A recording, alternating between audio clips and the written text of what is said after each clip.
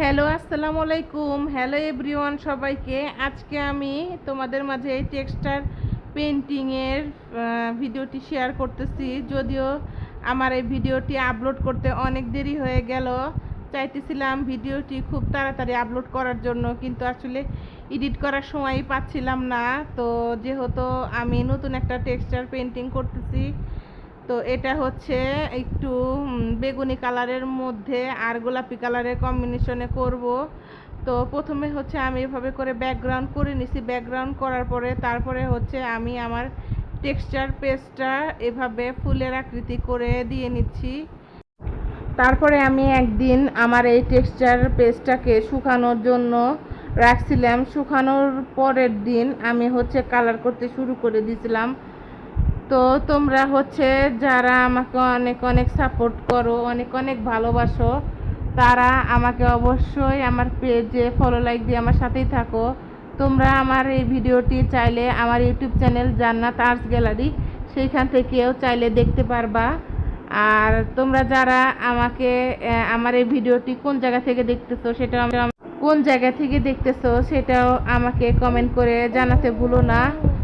আর হচ্ছে তোমাদের জন্যই আমি হচ্ছে নিত্য নতুন টেক্সচার পেন্টিং, যেহেতু আমি এখন টেক্সচার পেন্টিং নিয়ে অনেক বেশি কাজ করতেছি, অনেক বড় বড় ক্যানভাসে আমাকে টেক্সচার আর্টগুলো করতে হতেছে, যার কারণে আমি এখন ইদানিং টেক্সচার আর্টের ভিডিওই তোমাদের সাথে বেশি শেয়ার করব।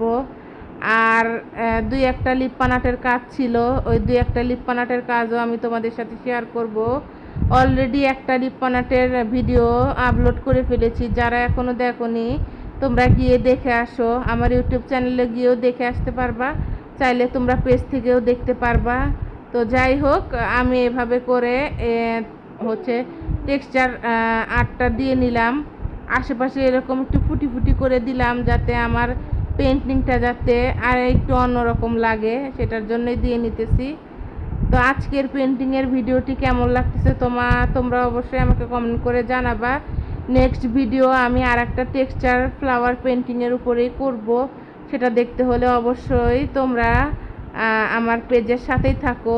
আসলে আমরা আর্টিস্ট একজন আরেকজনকে যদি উৎসাহ দেই, এটা যে আসলে একটা আর্টিস্টের জন্য যে কতটা ভালো, এটা আসলে বলে বোঝানো যাবে না। কারণ একটা আর্টিস্ট তখনই তার আর্ট করার মনে করো হচ্ছে আর্ট করার শক্তি পায়, যখন আর একজন আর্টিস্ট বা তার দর্শকগুলো যদি তাকে সাপোর্ট করে, তাকে উৎসাহ প্রদান করে, তাহলেই সে আর্টগুলো করে অনেক মজা পায় বা আর্টগুলো করে সে অনেক তৃপ্তি পায়, যে যাক আমার আর্টগুলো আসলে সবাই ভালোভাবেই গ্রহণ করতেছে, এটা মনে করে সে অনেক শান্তি পায়। তো যাই হোক, আমি জানি না আমার আর্টটা তোমরা কতটা তোমাদের কাছে ভালো লাগে বা তোমরা কতটা গ্রহণযোগ্য মনে করো। আমি আসলে চেষ্টা করি তোমাদেরকে দেখানোর জন্য।